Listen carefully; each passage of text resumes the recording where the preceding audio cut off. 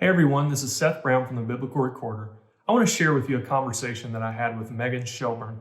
She and her husband Nick attend Grace Community Church in Nashville, Tennessee. They have a toddler named James, and they have been on the front lines of the fight against coronavirus.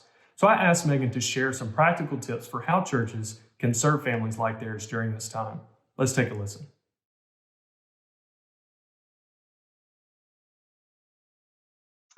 Megan, thank you for joining me. Yeah, Uh, happy to be here.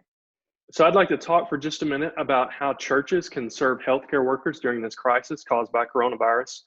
Your husband is a medical professional, correct? Correct, yes.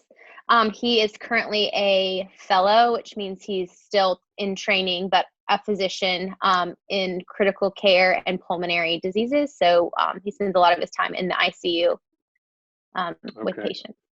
Wow. So he's been on the front lines of this fight against Yeah, coronavirus.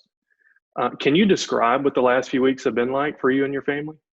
yeah. So I think similar to most people, it's it kind of started out as just a concern, and then some building anxiety, and now we're in the middle of it, and there's still a lot of uncertainty and a lot of anxiety about what the coming weeks are going to look like, and how that's going to affect families and individuals and healthcare workers, as they spend lots and lots of hours dealing with really sick people.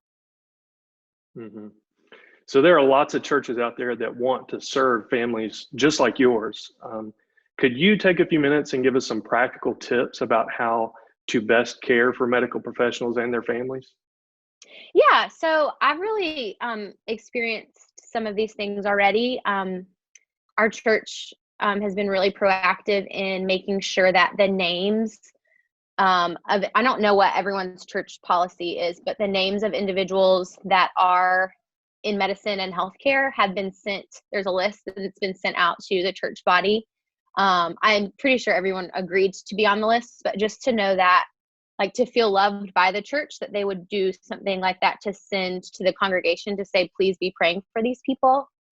Um, our church has also done some prayer time, like over the internet, where they specifically have prayed for healthcare professionals by name.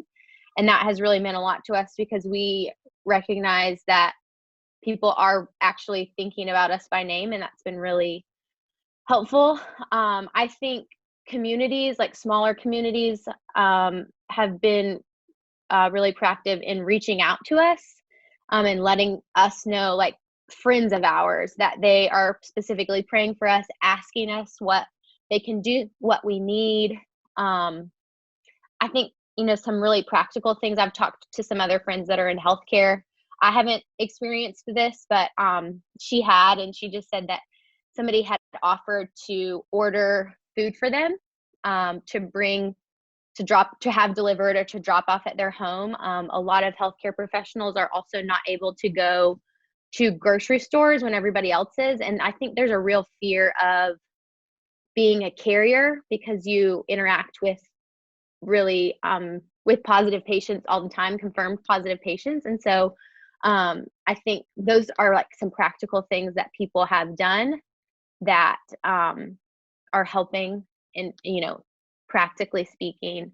But really, I think the biggest thing for me as a spouse with kids at home is to know that people are interested, truly interested in how I'm doing, and what the experience has been like. There's something kind of not cathartic, but it helps process when you're able to talk to other people.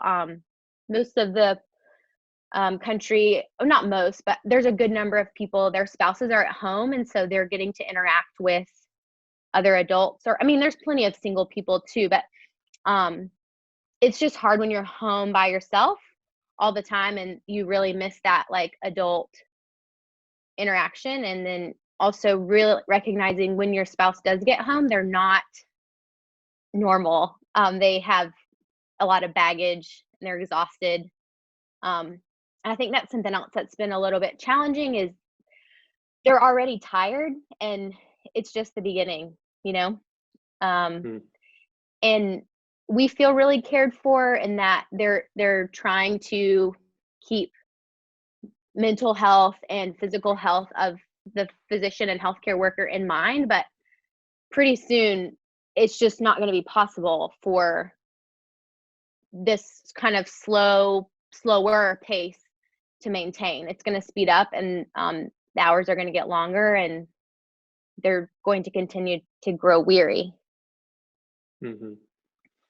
Well, that's really helpful. I think that's good information for churches to know, and I do pray that it will help them better serve families like yours that are in their communities in the coming weeks. So, Megan, thank you so much for chatting with me. Yeah, thanks.